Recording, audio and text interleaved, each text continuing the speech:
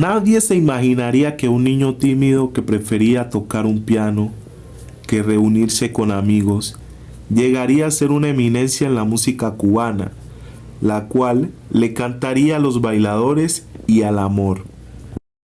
Tirso Oriol Duarte Lescay nace un 12 de abril de 1978 en el seno de una familia humilde en La Habana, Cuba, lugar donde han nacido muchos talentos de la música cubana como Celia Cruz, Juan Formel, César Pedroso, entre otros.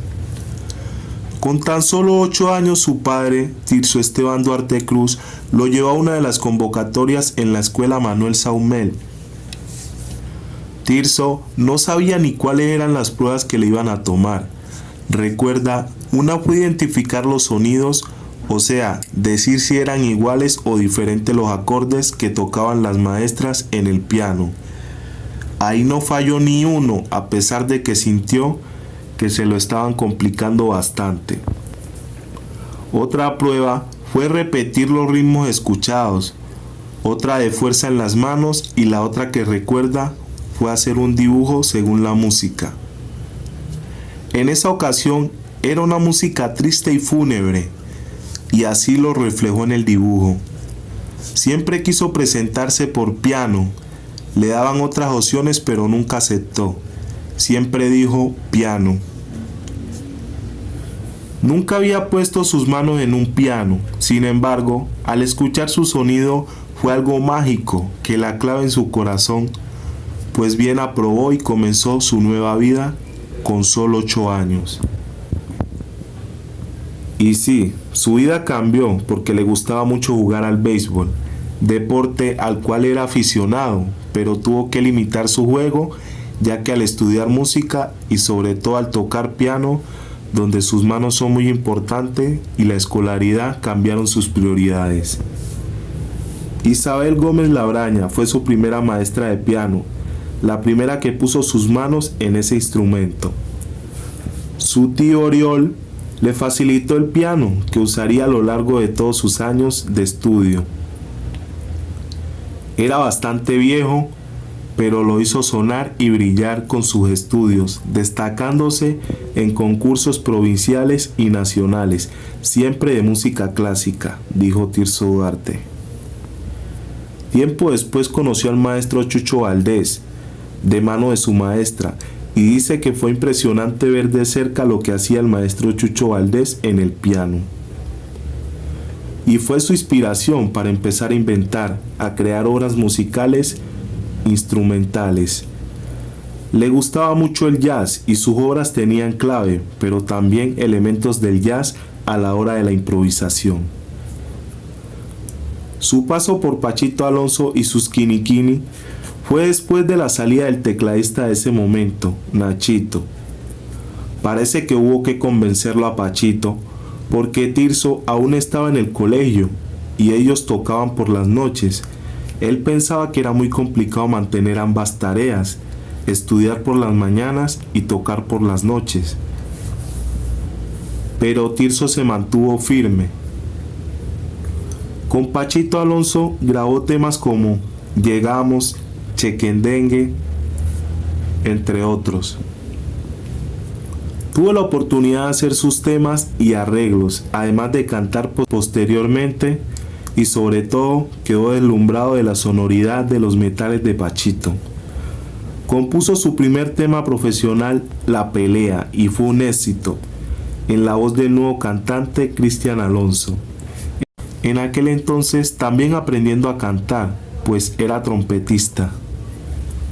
Tirso en ese entonces contaba con apenas 16 años y ya caminaba entre gigantes. Se le dio la oportunidad de tocar teclados con Pachito Alonso, del cual aprendió mucho. Fue convocado para formar parte de Los Chicos de la Salsa, un proyecto estudiantil donde se incorpora como director. Todos eran de segundo año para arriba y Tirso acababa de entrar a la escuela. Preguntó, bueno, ¿y qué hay que hacer? Ellos le dijeron, hay que montar temas, hacer arreglos y sobre todo cosas de nosotros. Ahí mismo comenzó su carrera como compositor. Tuvo que empezar a escuchar con atención, observar estructuras de temas de orquestas timberas. Se refiere a cómo empezar un tema, o sea, con introducción de metales principalmente. Investigar en qué tono leen los metales que debe hacer el bajo, el piano, etc. Pero fue algo mágico, el surgimiento del primer tema, del primer arreglo, Déjala que corra.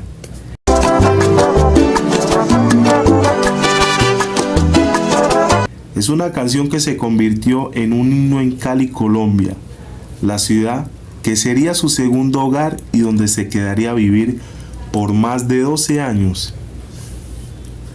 En Cali tuvo mucha gente que lo quiso y disfrutaba con su música, ya que era muy pegajosa, bailable y romántica a la vez.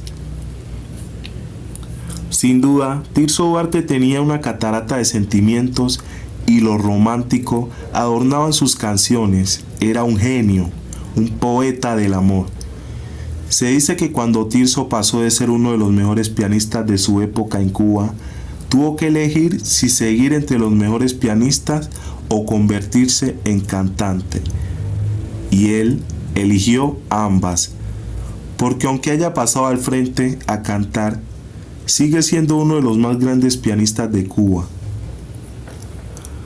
Tirso Duarte es el compositor de uno de los temas más exitosos de la charanga habanera, el charanguero mayor. Charanguero mayor, pero ¿quién soy yo? Yo soy el charanguero mayor. Tema que se grabó en la voz de Michel Maza. Años más tarde, Tirso Duarte grabaría su propia versión. De la oscuridad del monte y allí de que grabaron mi nombre. Tirso Duarte no era un cantante más. Tirso era un maestro de la timba, formado por los más grandes y entre los mejores músicos cubanos. Su voz era única, me atrevería a decir que es la mejor voz de la timba cubana, sin menospreciar a otros grandes talentos como Michel Maza, Mayito Rivera, Rosendo Díaz, más conocido como el gallo de la salsa en Cuba. Su legado no morirá, por lo menos en Cali, ciudad que le abrió las puertas y donde tuvo innumerables presentaciones.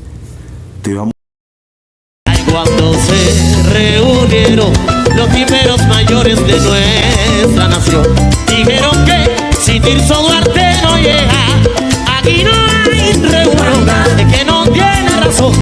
Vamos a extrañar mucho. Ve a descansar, charanguero mayor. Tirso Duarte no ha muerto, solo se fue a descansar.